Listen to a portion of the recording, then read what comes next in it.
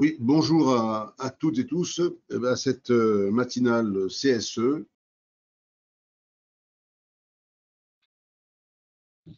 Du CSE, c'est budget, les points particuliers et l'approche des bonnes pratiques. Nous allons. Attention, on entend des bruits là. Si certains sont branchés, les auditeurs coupent le son, s'il vous plaît, parce que vous allez pouvoir, pour ceux qui nous ont rejoints, poser des questions, car sur la partie droite de l'écran, vous avez un onglet chatter. Chatter. Et donc, en cliquant dessus, vous pouvez écrire votre question et on lira vos questions, on essaiera d'y répondre en cours de réunion. Donc, pour cette matinale, donc, qui s'adresse à nos confrères et leurs collaborateurs qui souhaitent mieux comprendre comment gérer les CSE et conseiller à ces CSE nos services. Cette matinale va porter sur l'approche des budgets, bien entendu, sur des conseils en matière de suivi comptable, et on poursuivra jusqu'à des conseils pratiques pour la création des budgets de CSE et également le partage des bonnes pratiques, puisque nos confrères ici présents, Pierre Cassin, que vous devez voir au centre, et Xavier Audupuis, que vous voyez sur le côté, ont une grande pratique du conseil auprès des CSE et ont accepté de bien vouloir partager les bonnes pratiques qu'ils ont vues et eux-mêmes expérimentées auprès de nos clients CSE. Le sommaire s'est affiché, donc séparation des budgets, que vous connaissez tous, j'imagine, des conseils du comptable et analytique sur les budgets prévisionnels, le référentiel comptable, dont on va parler aussi, ainsi que les bonnes pratiques. Donc, la partie technique commence tout de suite, et donc, je passe la parole à Pierre qui démarre, je crois. Voilà. Bonjour. Les comités d'entreprise n'ont pas toujours eu de compte de résultat, de budget. Jusqu'en 1982, les comités d'entreprise n'avaient qu'une seule subvention et donc un seul compte de résultat, les œuvres sociales. De nombreux litiges engagés par les entreprises en ont découlé sur l'utilisation de cette subvention pour financer des dépenses liées au rôle économique du comité d'entreprise, honoraires d'avocats, frais de justice, experts. Les lois Auroux du 28 octobre 1982 ont donc créé un nouveau budget avec une subvention particulière, la subvention de fonctionnement, et renommé les œuvres sociales, qui avaient une connotation trop paternaliste, en ASC, activités sociales et culturelles.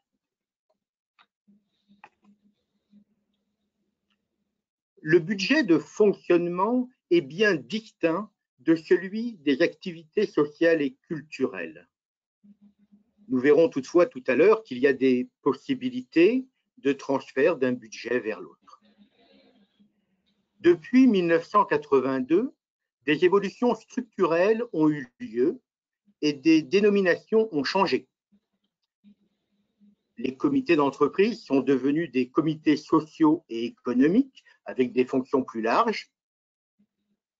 Quant au budget de fonctionnement, il a pris le nom de budget des attributions économiques et professionnelles, AEP. Voyons plus en détail le budget des AEP. Le budget des attributions économiques et professionnelles a pour objet de financer les dépenses liées au rôle économique et professionnel du CSE, tel que défini à l'article L2312-8 du Code du travail. Assurer une expression collective des salariés permettant la prise en compte permanente de leurs intérêts et être informé et consulté sur les questions intéressant l'organisation, la gestion et la marche générale de l'entreprise. La loi a expressément prévu que certaines dépenses soient prises en compte sur la subvention de fonctionnement. Il en va ainsi de la prise en charge de la formation économique des membres du comité, des frais occasionnés par le recours aux experts, des moyens de fonctionnement administratif du comité, des frais de déplacement des membres du comité pour l'exercice de leur mandat et des frais courants de fonctionnement, documentation, papeterie, frais d'abonnement et de communication téléphonique.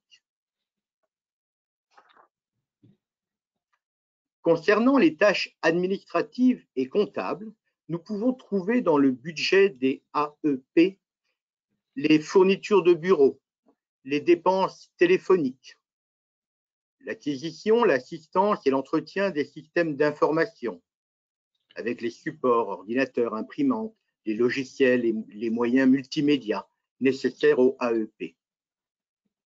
Les actions de communication destinées à informer les salariés sur la bonne marche de l'entreprise et de manière générale, toute autre dépense administrative étrangère aux activités sociales et culturelles, mais conforme à l'objet du comité.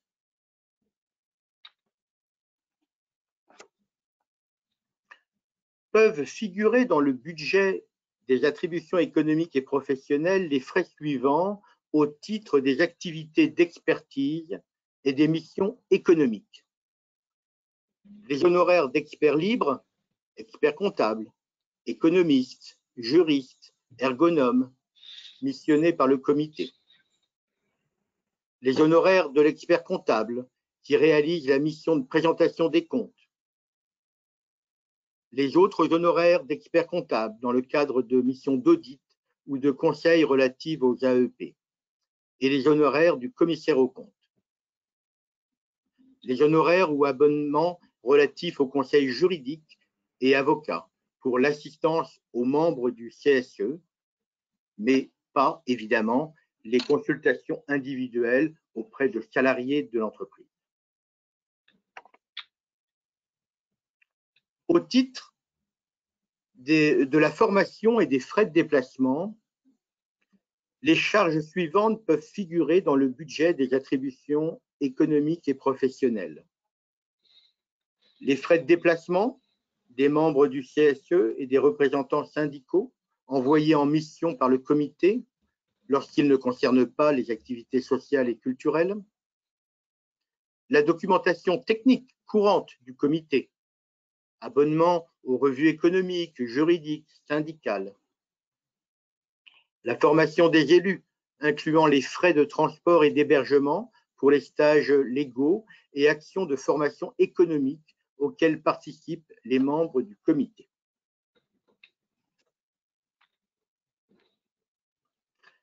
Abordons maintenant le budget des activités sociales et culturelles. Les dépenses à affecter au budget des activités sociales et culturelles concernent toutes les dépenses directes et indirectes qui concourent à ces activités sociales et culturelles. On trouve notamment les principales dépenses suivantes. Les cadeaux et bons d'achat, la billetterie, les chèques vacances, les activités sportives et culturelles, les voyages et les week-ends, les prestataires à qui le comité confie la gestion de la billetterie et des loisirs, y compris les frais de gestion de ces prestations. Enfin, les activités qui participent au bien-être des salariés, la cantine, les logements, la coopérative de consommation, les crèches.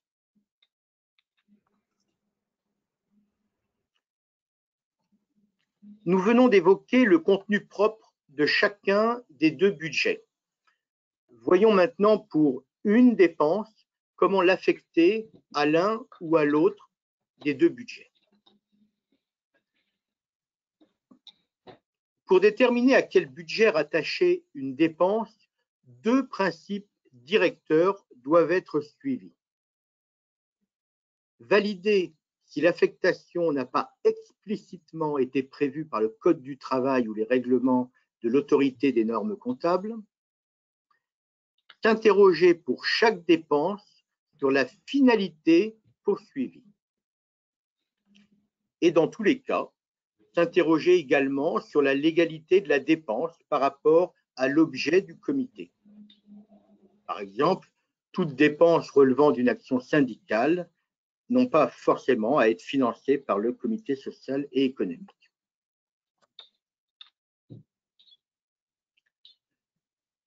Afin d'illustrer la règle d'affectation des dépenses, voilà quelques exemples couramment rencontrés. Les missions de présentation des comptes par un expert comptable et de certification des comptes par le commissaire aux comptes sont explicitement affectées au budget des AEP, en vertu de l'article L. 2315-73 et 76 du Code du travail. Il n'y a donc pas de difficulté d'affectation pour ce type de dépenses. Voyons maintenant des anomalies que l'on peut rencontrer.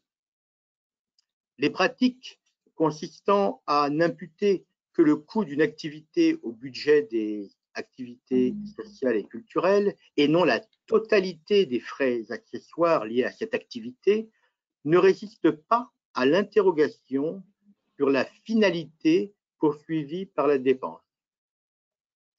À titre d'exemple, les comités sociaux et économiques peuvent opter à l'occasion de leur commande de chèques vacances pour des services sur mesure payants, tels que l'envoi direct aux bénéficiaires, la livraison sur site ou l'apposition d'un logo sur la couverture des chéquiers.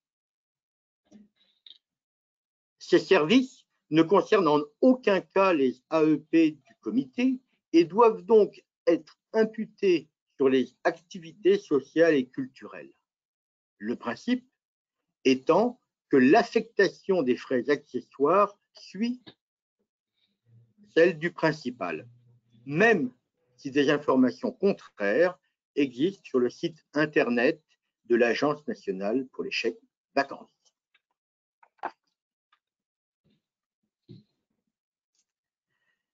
Une question récurrente est celle de l'imputation des cadeaux et autres goodies du comité dans le budget des attributions économiques et professionnelles.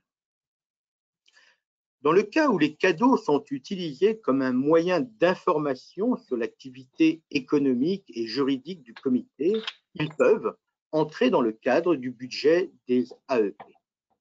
En revanche, des cadeaux qui n'ont d'intérêt que de faire de la publicité du comité auprès des salariés n'entrent pas dans les attributions économiques d'un comité et sont donc imputables sur les activités sociales et culturelles comme tous les autres cadeaux. Attention, les cadeaux sont considérés par l'URSSAF comme des cadeaux et entrent dans tous les cas dans la base de calcul des 5% du plafond de la sécurité sociale.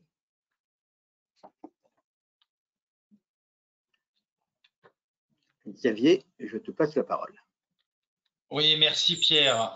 Bonjour à tous. On va aborder maintenant plus concrètement un petit peu la partie tenue comptable avec le bilan, le traitement des frais mixtes et puis le transfert, quand il est possible, entre les deux budgets. On a vu qu'effectivement, il y avait deux comptes de résultats, enfin deux budgets, le budget des AEP et le budget des ASC. Et bien qu'on ait cette différenciation entre les deux budgets, le comité n'a qu'un seul bilan. Donc ça, c'est un point important. Il n'y a pas à établir deux bilans. Par contre, dans ce bilan unique, il y a une distinction à faire dans les fonds propres, puisqu'on doit retrouver de façon différenciée les fonds propres des AEP et les fonds propres des ASC. Donc, on a vraiment deux sections séparées dans ces fonds propres qui vont détailler les réserves de chacune des sections et le résultat de chacune des sections, résultat AEP et résultat ASC, tel qu'il se retrouve dans les deux comptes de résultats. Ça, c'est sur la présentation des réserves. Une question ou une information importante qui concerne les comptes bancaires. L'obligation de séparer les réserves n'entraîne pas même une obligation d'avoir deux comptes bancaires. Néanmoins, c'est plus facile, en règle générale, pour suivre la trésorerie et la gestion de chacun des deux budgets, d'avoir deux comptes bancaires. Donc, c'est souvent ce qu'on trouve, un compte bancaire pour les AEP et un compte bancaire pour les ASC, qui peuvent être complétés éventuellement par des livrets. Néanmoins, ça n'est pas une obligation. On a des cas où certains CSE ne souhaitent pas avoir deux comptes bancaires et donc comptabilisent tout leur flux de trésorerie et n'ont qu'un seul compte bancaire. Et c'est au moment de la comptabilisation de la charge ou du produit qu'on va affecter entre les deux budgets. Les comptes de résultats, on l'a vu, il y a deux sections, les AEP et les ASC, donc il y aura deux comptes de résultats et donc deux résultats. Dans un CSE, on ne parle pas de bénéfices, mais on parle d'excédent et en cas de perte, on parle de déficit. La notion bénéfice et perte a plus une notion économique, alors que excédent et déficit est plus un résultat positif ou négatif lié à des décisions politiques, et on le verra tout à l'heure dans la construction budgétaire. Donc, c'est des résultats, un résultat pour les activités sociales et culturelles et le résultat pour les attributions économiques et professionnelles. Donc, au cours de l'exercice, la pratique la plus courante aujourd'hui, c'est d'avoir la mise en place d'une comptabilité analytique qui va séparer les activités sociales et les attributions économiques. Et dans les activités sociales en général, on va rencontrer des subdivisions, alors que certains appellent les commissions ou autres regroupements d'activités, comme par exemple, mais ce n'est que des exemples, l'enfance, les événements, Noël, les vacances, etc. Donc c'est vrai que la solution la plus simple aujourd'hui avec les outils informatiques est la comptabilité analytique. Néanmoins, il arrive que certains logiciels comptables ne proposent pas de suivi analytique. Et dans ce cas-là, les comptes de charges et de produits vont être déclinés en autant de sous-comptes qu'il y a d'activités et de séparation des budgets. Pour exemple, on va avoir pour les achats un compte d'achat spécifique ASC avec éventuellement des sous-comptes, encore une fois, mais dans la comptabilité générale pour chaque type d'activité ASC, et un compte d'achat spécifique AEP. Alors, ce n'est pas une solution qui est facile à mettre en œuvre parce qu'après, ça veut dire faire des regroupements par type de compte de charges et de produits en comptage général, mais ça permet néanmoins de garder cette séparation des budgets. Pierre, je vais te laisser parler des frais mixtes. Oui, abordons maintenant le traitement des frais mixtes. Il existe des dépenses pouvant concerner les deux budgets. Dans ce cas, le comité social et économique doit répartir la dépense entre les deux budgets selon leur degré d'appartenance à l'un ou à l'autre. En fonction de la nature des dépenses, les clés de répartition utilisées ne seront pas les mêmes. Ces clés devront toutefois être indiquées dans l'annexe des comptes.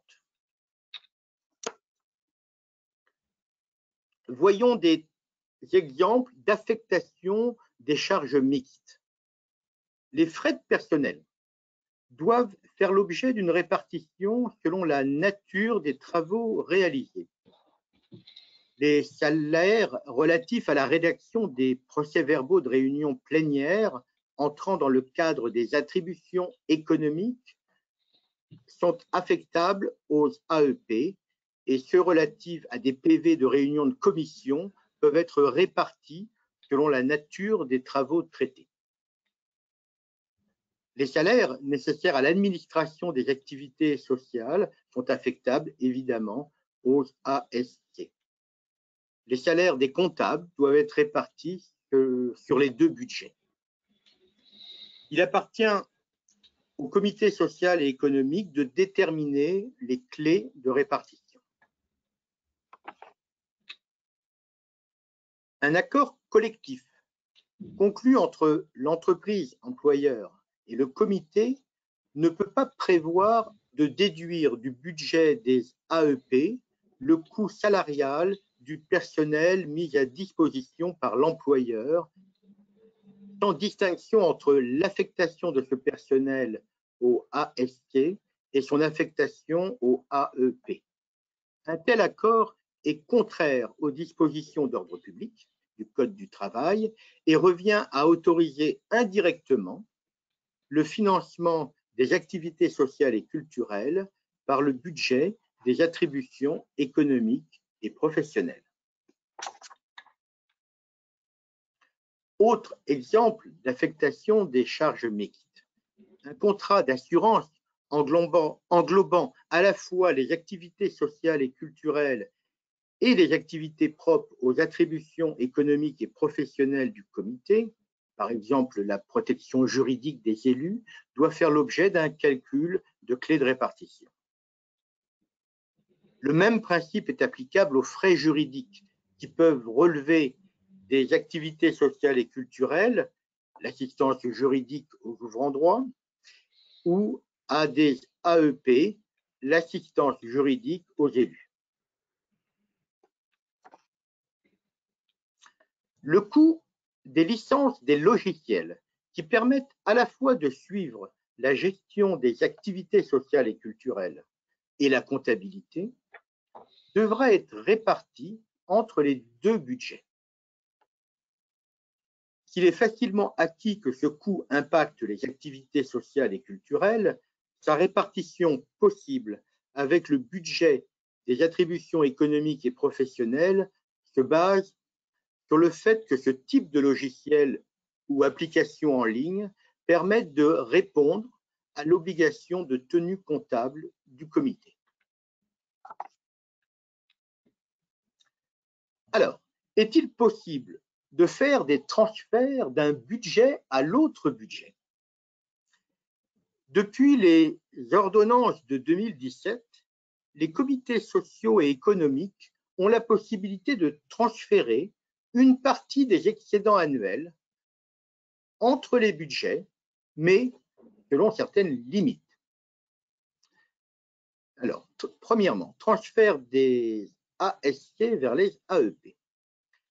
Lorsque le résultat du budget des activités sociales et culturelles est excédentaire, les membres du comité peuvent décider, par une délibération, de transférer dans la limite de 10% cet excédent annuel, soit vers le budget des AEP, soit vers des associations humanitaires reconnues d'utilité publique. En sens inverse, le transfert des AEP vers les ASC, lorsque le budget des attributions économiques et professionnelles est excédentaire, les membres du comité peuvent décider, par une délibération, de le transférer dans la limite de 10% de cet excédent annuel au budget destiné aux activités sociales et culturelles.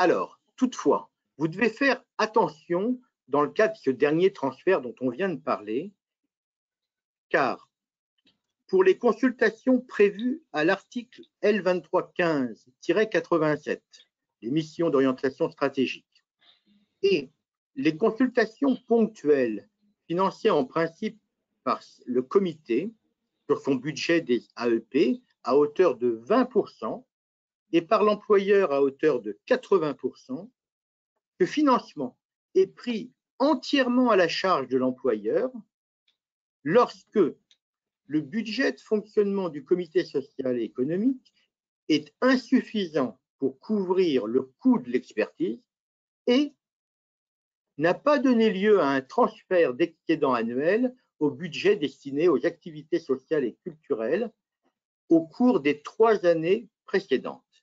Il faut donc réfléchir à 2 fois avant de faire un tel transfert.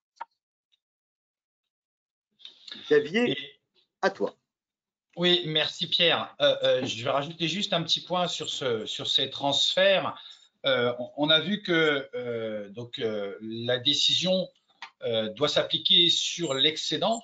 ça veut dire que matériellement et en termes de timing, cette décision, elle ne pourra être prise, cette décision de transfert, que lors de la réunion d'approbation des comptes. C'est-à-dire qu'il faut d'abord que les comptes aient été approuvés, que l'excédent a été constaté, et c'est au moment de l'affectation du résultat que cette affectation pourra être séparée entre 90% et 10%. Je vous renvoie au guide qui est publié par l'ordre sur le Conseil supérieur, où on explique clairement cette mécanique qui fait qu'effectivement, on a un décalage d'1 an en fait sur du coup les 10% qui sont décidés sur l'excédent de l'exercice. On va maintenant effectivement parler des budgets prévisionnels. On parle souvent, et tous les textes reviennent régulièrement sur la partie comptable qu'on a déjà vue. On a assez peu de documentation ou de textes sur la pratique du budget prévisionnel dans les CSE. Ce qu'il faut bien comprendre dans un CSE, c'est que la prise de décision doit toujours être réalisée par le CSE en réunion plénière. Le CSE, c'est un organe collégial et il a la personnalité civile, ce qui lui permet effectivement d'avoir donc un patrimoine et de gérer ce patrimoine. Mais effectivement, tout doit être décidé en réunion plénière. Alors, il est bien évident que quand on dit tout doit être décidé en réunion plénière, on ne va pas voter chaque petite dépense d'achat, de fourniture et autres en réunion plénière. Donc, ce qui veut dire qu'il faut trouver une méthodologie pour éviter à pouvoir voter chaque fois qu'on fait une dépense. Et pour cela, le CSE doit mettre en place un budget prévisionnel. Et ce budget prévisionnel, il doit à la fois être séparé entre les AEP et les ASC. Donc, ce qu'on rencontre en général, c'est un budget qui va traduire en chiffres les grandes orientations prévues par les élus, qui doit être suffisamment détaillé, on le verra, pour qu'après, derrière, le bureau puisse mettre en œuvre ses décisions, mais sans aller jusqu'à l'euro ou le centime d'euro. Donc, en termes de timing, la pratique est en général la suivante, c'est qu'il y a un budget prévisionnel qui est préparé par le bureau, un budget pour les AEP et un budget pour les ASC, avec éventuellement pour les ASC des interventions de responsables de commission ou des permanents salariés du CSE qui vont faire un certain nombre de propositions. Il y a une présentation et un vote de ces prévisionnels en réunion plénière. Il y a également une règle des activités sociales qui est votée en réunion plénière. C'est-à-dire que le budget, c'est la traduction en chiffres de décisions politiques, comme je vous le disais. La décision politique, ça va être de dire, cette année, on a une orientation qui va être plus une orientation sociale à destination des enfants ou des familles ayant des enfants. Donc, on va augmenter le plafond pour les colonies. Donc, ça, c'est la règle. Et donc, la traduction de cette règle d'augmentation du plafond de colonies, c'est qu'on sait qu'on a une population X avec un nombre d'enfants Y, et donc on va avoir un budget pour les colonies de X milliers d'euros qui va être voté dans le budget prévisionnel. Une fois que ces deux choses sont votées, donc à la fois les budgets prévisionnels et les règles, le bureau peut mettre en œuvre ces décisions. Et on le verra, il peut y avoir des budgets modificatifs en cours d'année. Gérer, c'est prévoir. Il faut donc, pour pouvoir prévoir, d'abord une hypothèse de subvention pour l'exercice à venir. Alors, c'est souvent une des difficultés des CSE de savoir quelles vont être leurs ressources. On le voyait couramment déjà en temps normal. Ça a été encore plus impacté par la crise Covid, notamment avec les variations qui étaient dues au chômage partiel, puisque l'activité de chômage partiel ne rentrait pas dans le plafond, dans la base de calcul pour la subvention. Et souvent, les données que peuvent récupérer les élus de la direction sont difficiles à obtenir sur les prévisionnels de subvention pour l'année future. Donc, l'exercice du budget n'est pas un exercice facile parce que déjà, la ressource, on n'en a pas forcément la connaissance. Et ensuite, ce budget, donc, ça va correspondre à l'allocation que les élus décident pour telle ou telle activité au bénéfice des salariés. Au niveau des AEP, c'est un petit peu différent. C'est qu'en général, on va fixer un plafond par nature de dépenses. Avec là également, éventuellement, des règles de calcul. Tout à l'heure, on a vu que dans les AEP allaient s'imputer les frais de déplacement. Donc, ça veut dire que le CSE, il doit mettre en place des règles de remboursement de frais pour les élus. Il peut fixer des plafonds, il peut fixer des montants maximum de remboursement pour les repas, pour les hôtels s'il y a des hôtels, des modalités de déplacement aussi en train, en avion, en voiture, etc. Ces budgets, ils doivent être préparés et votés avant le début de l'exercice. J'ai commencé par vous dire que toutes les décisions doivent être prises en réunion plénière par le CSE. Si au 1er janvier, le budget de l'exercice n'a pas été voté, ça veut dire que le bureau va commencer à faire des dépenses alors que la décision n'a pas été prise. Donc, c'est légalement un engagement de dépense par le bureau alors qu'il n'y a pas eu une autorisation du CSE. Donc, c'est important que le budget soit voté avant le début de l'exercice. Autre point qui est très important, c'est le budget prévisionnel déficitaire. On entend souvent dire à tort qu'il est interdit de faire un budget prévisionnel déficitaire, que c'est une très mauvaise image, que c'est montrer qu'on n'est pas capable de gérer les choses de la part des élus. Il faut bien leur expliquer qu'au contraire, un budget déficitaire, ça va permettre de gérer plus finement les choses, notamment quand il y a eu des excédents les années précédentes. Alors, il est bien évident qu'il ne faut pas que ça mette en péril la trésorerie et les réserves, mais comme on est dans la période actuelle, là où pendant 2 ans, en 2020 et en 2021, on constate des excédents parce qu'il y a eu des sous-consommations liées à l'annulation d'un certain nombre d'activités, on a des CSE qui se retrouvent avec des excédents, donc qui sont dans les réserves ASC. Le seul moyen de consommer ces réserves ASC, c'est de prévoir un budget en déficit. Le budget en déficit, ça veut dire qu'effectivement, on va avoir une ressource de l'année, donc la subvention, qui va être inférieure aux dépenses qu'on veut faire. Et ce déficit, il va venir s'imputer sur les réserves antérieures. Donc, c'est pas du tout interdit d'avoir des budgets déficitaires.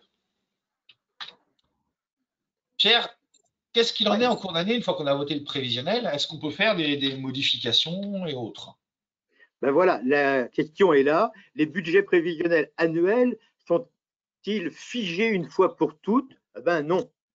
En cours d'année, le trésorier présente régulièrement des suivis du budget et doit anticiper les sous- ou surconsommations. Il peut présenter à tout moment des décisions modificatives venant corriger les budgets prévisionnels. Les décisions doivent, elles aussi, être votées en comité. Il faudra vérifier en fin d'année que le comparatif budgétaire présenté dans le rapport d'activité intègre bien l'ensemble des décisions modificatives. Abordons maintenant le cas particulier des voyages. Les budgets prévisionnels doivent être votés en novembre, en décembre, mais le comité peut avoir à signer des contrats de voyage bien avant le vote de ce budget prévisionnel. Nous recommandons donc pour ces activités, telles que voyages, d'anticiper et de faire voter un budget en amont.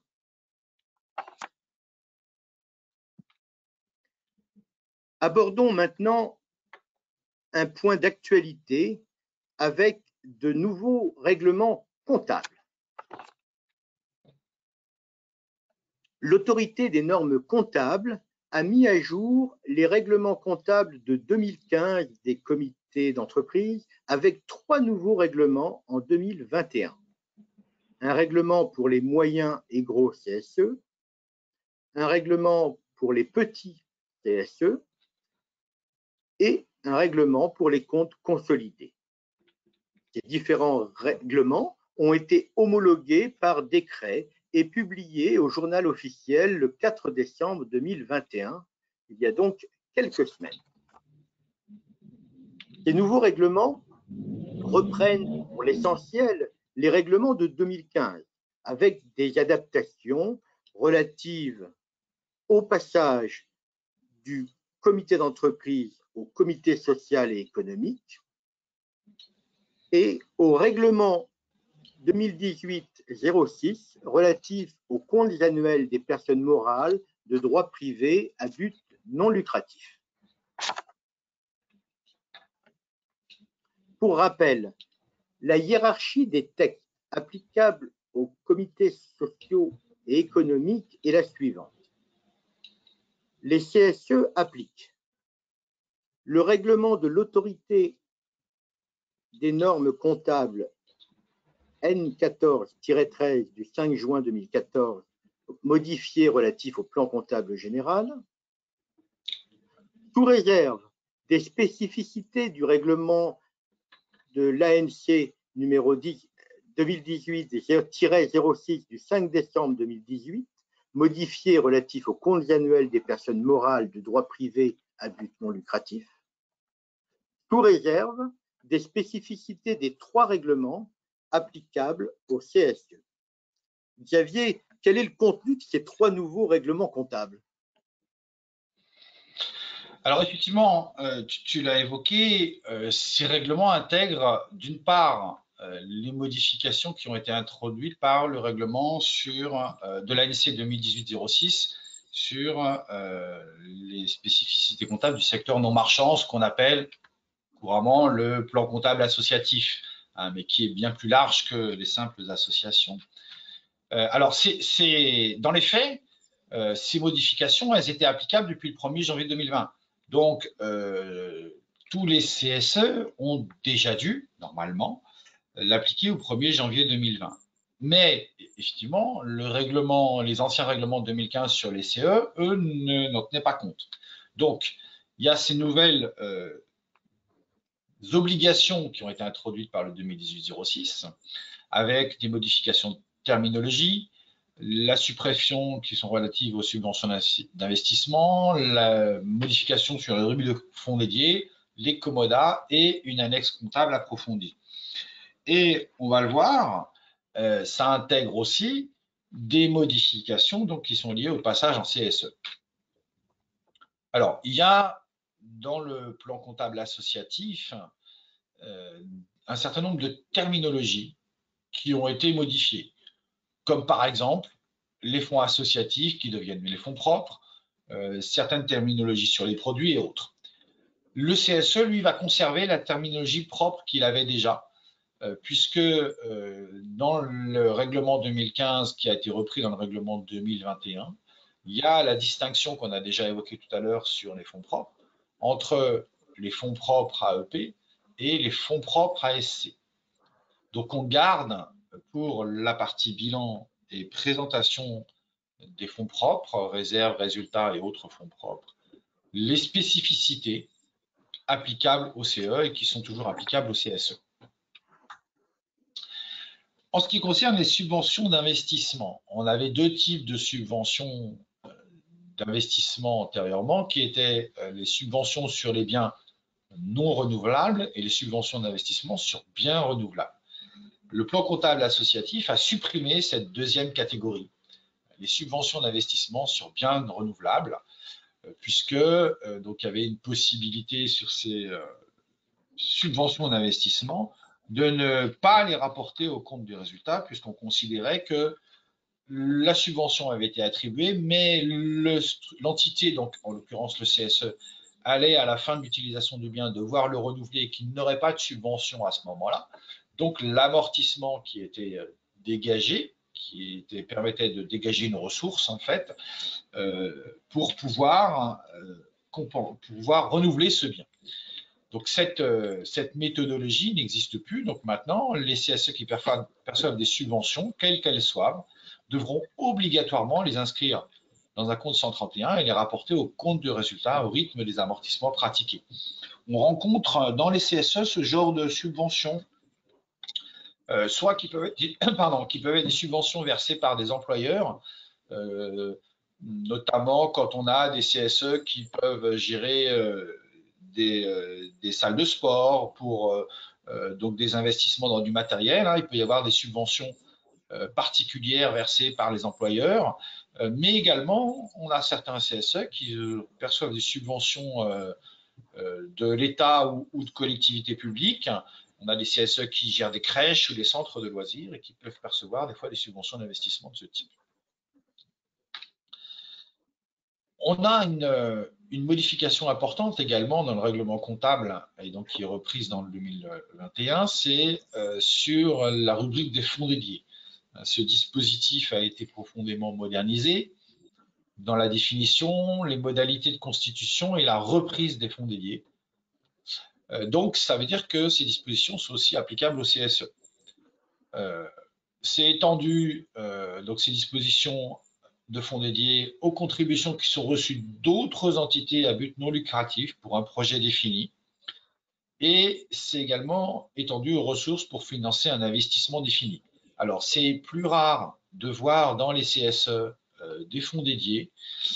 Encore que, on a des fois des engagements qui sont pris et des fonds qui sont reçus, qui peuvent être considérés comme des fonds dédiés pour des projets particuliers à mettre en œuvre entre CSE d'une même entreprise, entre comités d'établissement ou autres.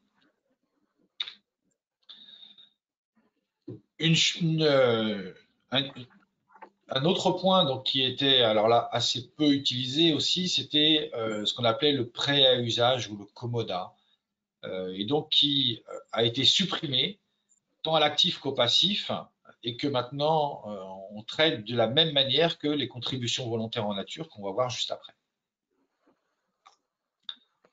Et puis on a une profonde réécriture de l'annexe ou complément d'information dans l'annexe qui là rentre et s'applique au CSE, avec notamment l'obligation d'avoir une description de l'objet social de l'entité, une description de la nature et du périmètre des activités ou des missions sociales et une description des moyens mis en œuvre. Donc, ce qui fait qu'en général, en tête de l'annexe, on a un paragraphe important qui est venu s'insérer dans les CSE sur toutes ces descriptions de ce qu'est le CSE et quels sont les moyens et objets du CSE. Et sont également mentionnés les faits caractéristiques d'importance significative intervenus au cours de l'exercice. Alors souvent, c'était déjà mentionné, mais là, maintenant, c'est une obligatoire. Ou alors, entre la clôture jusqu'à la date d'approbation. Donc ça aussi, c'est important. Je vous rappelle, et ça, je vous renvoie, puisque ce n'est pas une nouveauté, mais aux différents règlements, qu'il y a un certain nombre d'obligations et d'informations obligatoires spécifiques dans l'annexe des comptes annuels des CSE à insérer, comme par exemple, on l'a déjà évoqué tout à l'heure, les clés de répartition des frais mixtes, c'est une obligation, ces clés doivent être mentionnées, comme également le tableau des ressources qui va permettre de définir si le CSE atteint ou dépasse certains seuils d'obligations comptables, et le tableau des transactions significatives qui doit être dans l'annexe des comptes annuels ou dans certains cas dans le rapport d'activité suivant le type de CSE et la taille du CSE. C'est les trois points importants obligatoires de l'annexe qu'on n'évoque pas ici parce que ce n'est pas une nouveauté, mais qui sont bien repris dans les règlements comptables. Dernier point, et à notre sens un des plus importants, le traitement comptable des CVN, les contributions volontaires en nature. On a eu, lors de la mise en place du plan comptable donc, associatif et donc applicable au 1er janvier 2020, une modification des règles de traitement des CVN, puisque la règle antérieure était une obligation de mentionner dans l'annexe et une possibilité de le comptabiliser. Ça n'est plus le cas maintenant. La règle dans le nouveau plan comptable associatif, c'est une obligation de le comptabiliser, de comptabiliser ces CVN, et si ça n'est pas possible, une mention dans l'annexe en expliquant pourquoi ça n'est pas comptabilisé. Alors, en 2020, puisque cette règle était applicable au 1er janvier 2020, on était encore sous le règlement 2015-01 et la note de présentation contenait des dispositions particulières pour les contributions volontaires qui mentionnaient une mention dans l'annexe et des informations relatives aux contributions mais pas d'obligation de comptabiliser. Donc sur 2020, bien que le plan comptable associatif ait été modifié et soit applicable depuis le 1er janvier 2020, en 2020, on appliquait encore le 2015-01. Donc ça, c'était la situation jusqu'au 4 décembre 2021, date de publication des nouveaux règlements. La nouvelle version dans le règlement, alors excusez-moi, il y a une coquille, c'est pas 2015-05, c'est 2021-05, on va la corriger. Donc c'est que les contributions reçues en nature, reçues de l'employeur au titre d'obligation légale, ne sont pas des contributions volontaires en nature. Alors ça, c'est une nouveauté importante qui a été introduite par le règlement. Et donc, elle ne rentre pas dans l'obligation légale de les comptabiliser et il n'y a pas non plus d'obligation d'information dans l'annexe. Alors, la question est de se savoir qu'est-ce que c'est que les contributions en nature reçues de l'employeur au titre d'obligation légale. Peuvent être assimilées à des obligations légales tout ce qui est contribution et avantages qui résultent d'un accord encadré par le Code du travail. Vous savez que dans les obligations légales, il y a effectivement les contributions qui sont prévues dans un article du Code du travail, la mise à disposition d'un local chauffé, meublé avec les moyens informatiques, mais il y a également prévu dans le Code du travail un certain nombre d'obligations d'accords, donc qui sont des accords encadrés par le Code du travail et qui peuvent être assimilés à des obligations légales. Donc des contributions qui seraient prévues dans des accords signés dans ce cadre-là ne rentreraient pas non plus dans les obligations à comptabiliser obligatoirement ou à mentionner obligatoirement, même si, on va le voir, hein, la mention est quand même une information importante. Reste le cas des autres contributions qui seraient données par l'employeur. La notion de CVN, contribution volontaire en nature, sous-entend un caractère facultatif, un caractère volontaire, qui s'oppose à des contributions obligatoires. Donc une contribution, elle est volontaire si elle peut être retirée par tout moment par le contributeur sans contrepartie, donc par l'employeur. Ce n'est pas le cas des mises à disposition gratuites qui sont réalisées par l'entité au bénéfice du CSE. Depuis toujours, la jurisprudence a considéré que ces moyens qui étaient attribués par l'employeur ne pouvaient pas leur être retirés sans contrepartie. Alors, on est aujourd'hui dans une période transitoire puisque les CSE ont été mis en place à partir de 2017, mais dans la réalité plutôt en 2019. On a peu de recul jurisprudentiel, voire aucune décision jurisprudentielle depuis la mise en place du CSE sur ce type de litige qui pourrait naître entre un CSE qui se verrait retirer des moyens par l'employeur. Mais pour l'instant, les règles dont on a connaissance et qu'on connaît, c'est ce qui s'appliquait au CE. Et effectivement, quand un employeur retirait des moyens à un comité d'entreprise, la jurisprudence et les juges ont toujours considéré que ces moyens qui amenaient une baisse de ressources pour le comité devaient être compensés par l'employeur. Donc, on a un caractère quasi obligatoire de par la jurisprudence de ces moyens, ce qui veut dire que dans l'analyse qu'on en fait à la fois par la note de l'autorité des normes comptables et puis vous le verrez dans le guide qui est à apparaître à l'ordre au Conseil supérieur, c'est que toutes ces contributions qui sont accordées par l'employeur, on n'a pas d'obligation de les comptabiliser et de les mentionner dans l'annexe. Je vous le disais, nous, on recommande quand même de les mettre dans l'annexe, de les mentionner dans l'annexe. Et après, la non-obligation ne veut pas dire l'interdiction, c'est-à-dire que tout CSE qui souhaite les comptabiliser peut tout à fait le faire.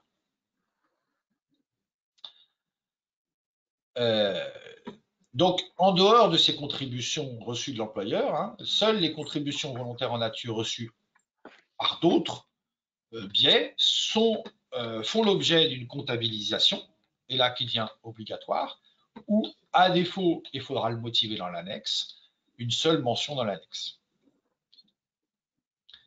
Donc ça, c'est un point très important, hein, le traitement des CVN. C'est quelque chose sur lequel on a beaucoup œuvré dans le cadre de la réécriture des nouveaux textes, parce que c'est un point sensible. Hein. On sait que valoriser et recenser tous ces, avec une obligation de comptabilisation aurait pu être très compliqué pour l'ensemble de CSE. Pierre, je te laisse nous présenter quelques bonnes pratiques. Voilà, nous pouvons maintenant aborder la dernière partie de notre présentation. nous allons évoquer les bonnes pratiques. En premier lieu, voyons comment organiser le contrôle interne du comité. Le CSE est un organe de représentation des intérêts collectifs des salariés et à ce titre, il n'a pas de statut particulier. Il est donc recommandé de détailler dans un règlement intérieur les différentes fonctions dévolues au secrétaire adjoint, au trésorier adjoint et aux autres élus. Ce règlement intérieur doit définir des règles de contrôle interne en organisant une séparation des fonctions entre celui qui engage, en général le secrétaire du comité, la décision collective du CSE par l'affectation des ressources de telle ou telle action, et celui qui tient les comptes du comité, en général le trésorier. Une des faiblesses constatées dans les comités est souvent liée à un contrôle interne déficient. Le principe général de sécurité de tous les systèmes comptables est celui qui tient que celui qui tient les comptes, ne doit pas avoir la signature bancaire. En conséquence, si le trésorier tient la comptabilité du comité, il ne doit pas signer les paiements ou, s'il le fait, il ne doit pas les signer seul. Cette séparation des fonctions est un impératif de sécurité et de bonne gestion du CSE. Le règlement intérieur pourra par ailleurs prévoir les principales commissions ou activités que le CSE entend organiser pour l'utilisation des ressources qui lui sont confiées dans le cadre des dispositions légales. Alors, comment le comité peut rechercher dans la transparence le meilleur rapport qualité-prix? Le comité social et économique va être confronté à des prestataires qui exercent leur activité sur le marché. Aucun appel d'offres n'est obligatoire pour les CSE, quelle que soit leur taille. Néanmoins, à chaque fois qu'il est nécessaire de faire appel à un prestataire, il est recommandé que le comité organise une mise en concurrence en recherchant le meilleur rapport qualité-prix dans la gestion des prestations qu'il entend mettre en œuvre. Il faut également veiller à respecter les règles fiscales et sociales. Le comité social et culturel est une personne morale de droit privé à but non lucratif, mais son action s'inscrit dans le respect des lois françaises et il doit, pour sa gestion, respecter les réglementations sociales et fiscales dans l'attribution des ressources aux salariés ou dans le recours aux prestataires auxquels il peut éventuellement faire appel pour le développement de ses activités. Les règles particulières relatives à l'assujettissement ou non aux cotisations sociales des prestations versées aux ouvrants droit sont détaillées sur le site de l'URSSAF et dans les bonnes publications de l'Ordre des experts comptables. À toi, Xavier. Oui, merci. On va terminer par un point plus gestion que comptabilité directe, mais qui a un impact essentiel sur la comptabilité, dans ses bonnes pratiques. Le premier, c'est la définition des ouvrants droit et des ayants droit. Avec l'évolution de notre monde aujourd'hui, avec les familles qui changent, les familles recomposées, les changements de conjoints, on a très souvent des questions qui peuvent se poser dans les CSE sur qui sont les ayants droit, à qui doit-on distribuer des activités. Les élus nous interrogent très régulièrement quels sont les enfants auxquels je peux donner des activités. Donc, c'est important, et ça rentre dans notre rôle de conseil, en tant qu'expert comptable, d'accompagner le CSE dans la définition de justement ces ouvrants droit, ayants droit et autres règles. Alors, les ouvrants droit, je vous rappelle, c'est les salariés, les anciens salariés, hein, c'est une possibilité qui est ouverte par le Code du travail, sachant qu'on ne peut pas en exclure une catégorie de personnel sur des critères discriminatoires. Quand on parle de salariés, c'est toute personne ayant un contrat de travail avec l'entreprise auquel va venir s'ajouter également les stagiaires, hein, puisque les stagiaires ont les mêmes droits au CSE que tous les autres salariés. Et on ne peut pas, quand je dis qu'on ne peut pas exclure une catégorie de personnel sur des critères discriminatoires, le contrat de travail, par exemple, ne peut pas servir de critère de modulation des activités. On ne peut pas dire on va donner plus au CDI qu'au CDD et exclure les apprentis ou donner moins aux apprentis. Il doit y avoir une égalité de traitement entre toutes ces catégories de personnel. Sinon, ça ouvre donc cette problématique de discrimination. Et qui dit discrimination dit risque URSSAF derrière, puisque le premier principe, Pierre vous a rappelé les textes, enfin les règles sur les règles fiscales et sociales. Hein. On a vu que pour le social, c'est défini par l'URSSAF.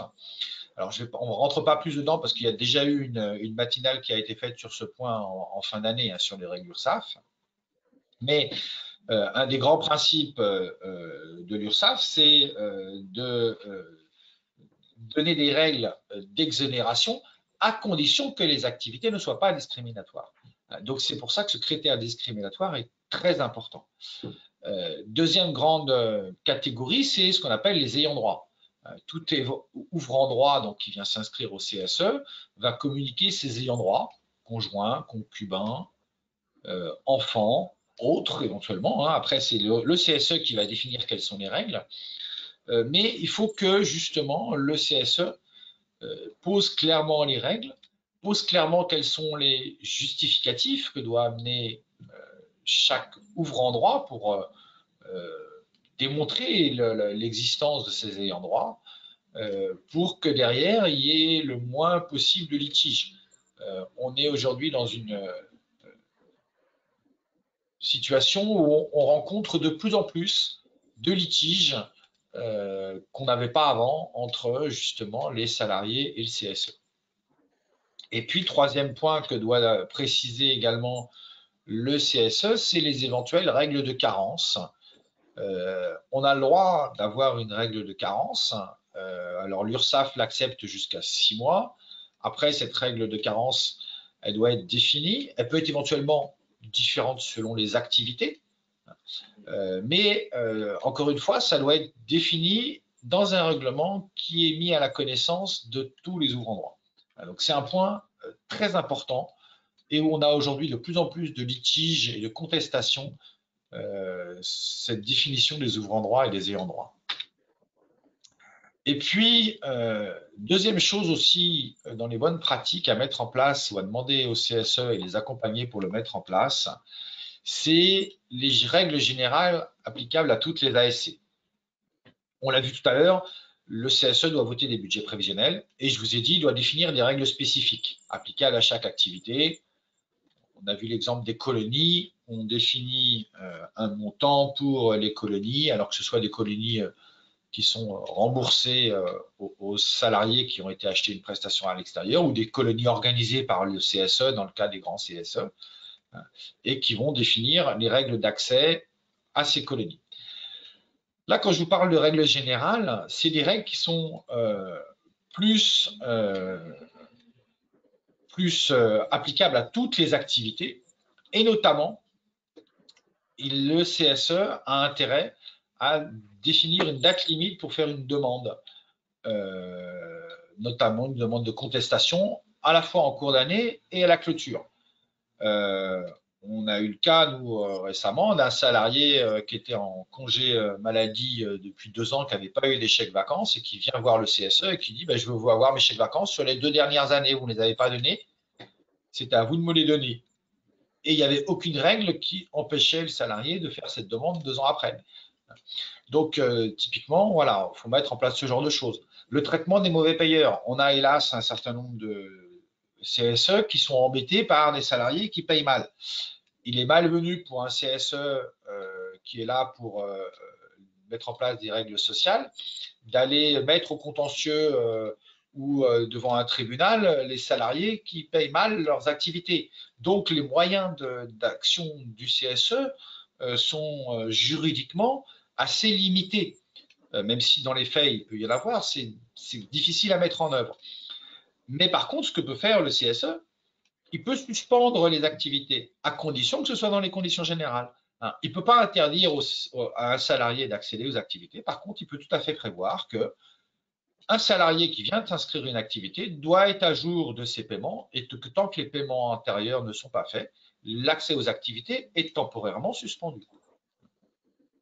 Et pareil, il faut également définir les règles de conservation des justificatifs en cas d'envoi scanné avec le Covid et le travail à distance, c'est développé encore plus que ça ne l'était, et les CSE étaient déjà très en avance sur ce point-là, la dématérialisation et le transfert des justificatifs directement par le site URSSAF sur des documents, sur des pièces scannées. Je ne vais pas vous...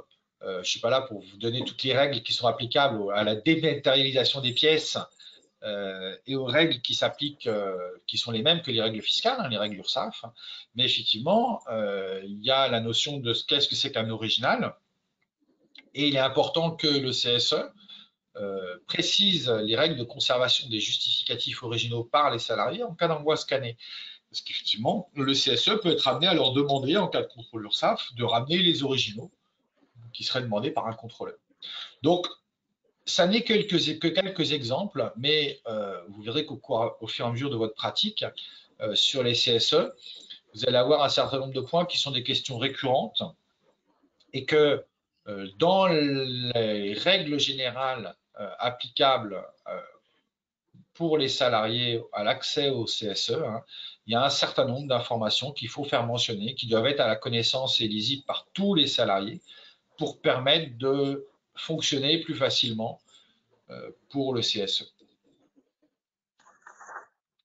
Voilà pour l'ensemble de ces bonnes pratiques.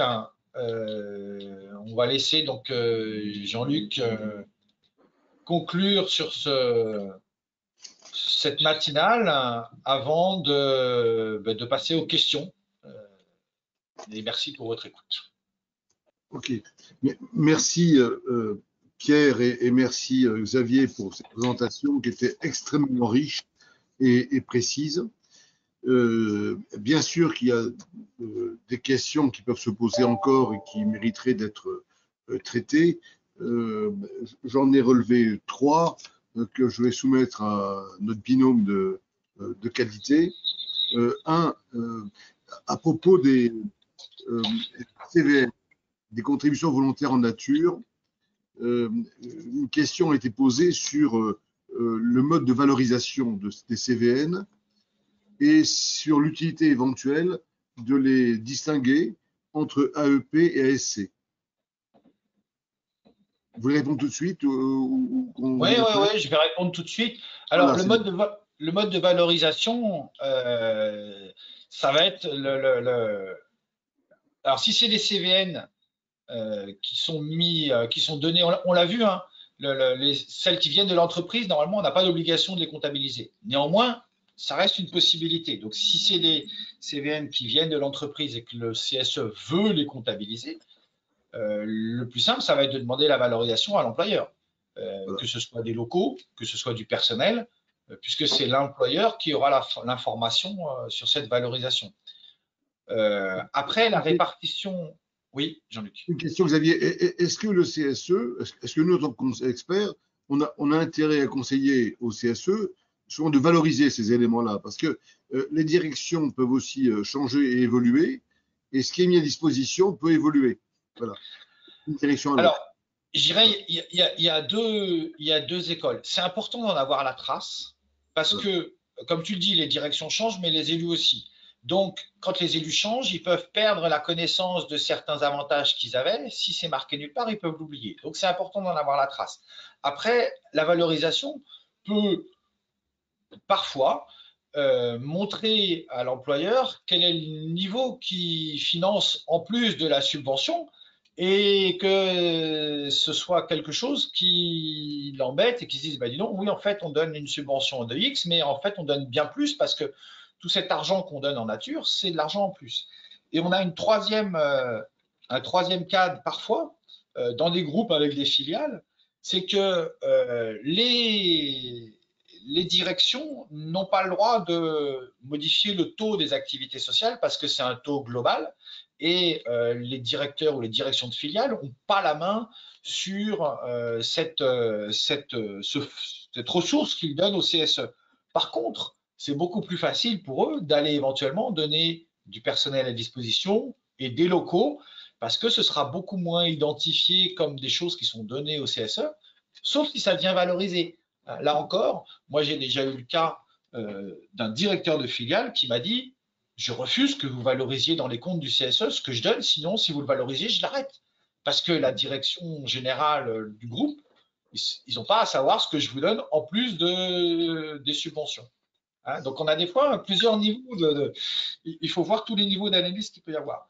Donc, effectivement, la première question à se poser, c'est quel est l'intérêt de le faire? Est-ce qu'on a intérêt à le faire? Est-ce que la mention dans l'annexe qui permet d'en avoir la trace, c'est pas suffisant?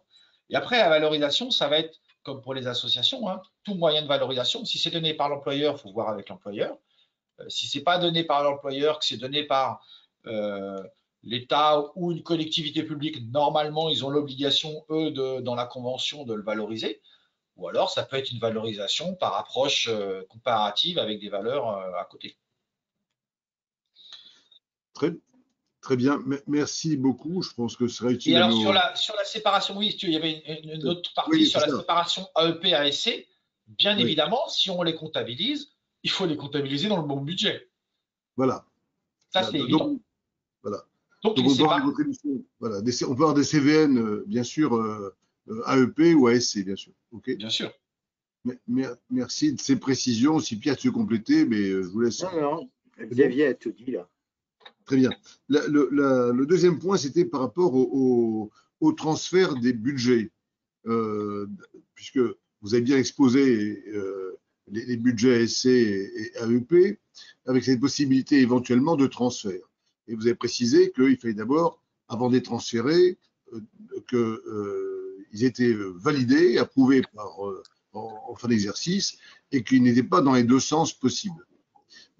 Est-ce que on peut dire à nos amis qui nous écoutent, si nous, experts comptables, on a intérêt à conseiller ou pas au CSE ces transferts? Parce qu'on voit bien que souvent, les CSE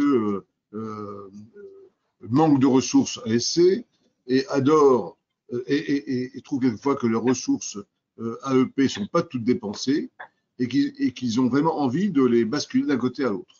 Alors, est-ce qu'on peut donner à nos amis un conseil pour les CSE à ce niveau-là? Pierre, tu veux que je réponde? Je ferai d'abord une première remarque et puis Xavier, je crois que tu pourras compléter. Ce qu'autorise la loi, ça se limite à 10% de l'excédent. Donc, on n'est déjà pas en train de parler de la totalité du budget, on parle du résultat, bien que Xavier nous a bien dit qu'on ne parle pas de résultat ici, on parle d'excédent. Mais donc, on a le droit de faire bouger 10% de l'excédent. Donc, on n'est pas forcément en train de parler de sommes considérables. Voilà la première remarque que je voulais faire. Oui, c'est une remarque que j'allais faire également. Dans la réalité, hein, Jean-Luc, on a très peu de CSE qui l'ont fait parce que déjà, il y a ça. C'est qu'effectivement, hein, quand vous avez un CSE qui a un budget AEP de 80 ou 100 000 euros, ce qui est déjà un CSE d'une belle taille, qui va dégager un résultat excédentaire de 15 000 euros sur les AEP ou de 20 000 euros sur les AEP, il va royalement pouvoir transférer 2 000 euros des AEP vers les ASC. Quel est l'impact sur le budget des ASC de transférer ces 2 000 euros au regard, d'une part, de ce que nous a dit tout à l'heure Pierre sur le fait que derrière, ça le prive de la possibilité du financement à 100%, et ça le prive également d'autre chose, c'est-à-dire que ça le prive du financement à 100% sur ses expertises cofinancées 80-20, mais ça le prive aussi d'avoir des ressources pour faire des expertises libres, s'il veut faire des expertises libres financées à 100%, parce que du coup, il va diminuer ses moyens des AEP. Donc nous, notre recommandation, elle est en général plutôt de ne pas aller vers ce transfert des AEP vers les ASC, parce que l'intérêt est très, très, très limité compte tenu des conséquences qu'il peut y avoir. Mais à l'inverse, par contre, Jean-Luc, on rencontre de plus en plus des transferts des ASC vers les AEP, chose qu'on ne s'était pas forcément imaginé quand la loi est arrivée. Mais justement, des CSE qui veulent se donner plus de moyens sur les AEP pour faire des formations, pour se faire aider, pour avoir des consultations et autres, et qui transfèrent des excédents des ASC vers les AEP. Je vous remercie d'avoir insisté là-dessus parce qu'effectivement, certains élus ont quelquefois l'impression que 10%, c'est 10% du budget. Il faut bien insister que c'est 10% du résultat, point numéro 1. Le deuxième point, je veux aussi insister, c'est que pour certaines expertises qu'on appelle souvent les missions légales, pour celles qui ont une quote-part à la charge du CSE, comme par exemple les missions concernant les relations stratégiques, tout le monde sait, j'imagine, autour de, je ne sais pas de la table, mais ceux qui sont présents, que lorsque le CSE n'a pas les moyens de payer sa quote-part, les 20% de la mission, du budget de la mission, par exemple, que la direction doit les financer si le CSE n'a pas les moyens et si et seulement s'il n'a pas fait de transfert. Donc, d'où l'importance pour nous d'être très prudent quant à ces transferts. Et l'autre point qui a été soulevé, c'était sur un point lié aux bonnes pratiques que Pierre tout à l'heure a présenté, c'était sur la mise en concurrence. Et bien souvent, certains souhaitent que la mise en concurrence se fasse sur tout, même sur le choix de l'expert comptable, même sur le, enfin, et quelquefois les approches de sélection peut-être le moins coûteux pour tout, même pour nous experts comptables, alors que nous, en tant que conseil, on a peut-être besoin de dire au CSE, non pas que pour nous experts comptables, mais pour tout ce qu'ils ont à faire, qu'il faut peut-être faire une analyse un peu objective des prestations, même pour des services qu'ils vont choisir, et que c'est pas toujours le moins disant, le moins coûteux qui est forcément le choix à faire.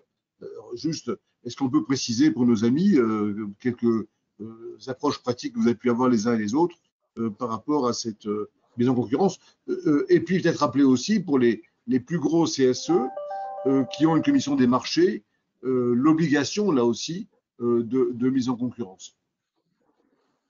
Pour ça, pas pour tout. Alors, oui, alors on va commencer par ce dernier point sur les plus gros CSE qui ont la commission des marchés. Je tiendrai à préciser, ce n'est pas l'obligation de mise en concurrence, c'est l'obligation de choix des prestataires. Effectivement, il y a une obligation de validation selon des critères, mais il n'y a pas d'obligation d'appel d'offres, c'est-à-dire que même un plus gros CSE qui a une commission des marchés n'a pas d'obligation de présenter plusieurs prestataires pour une même prestation à partir du moment où le prestataire est validé.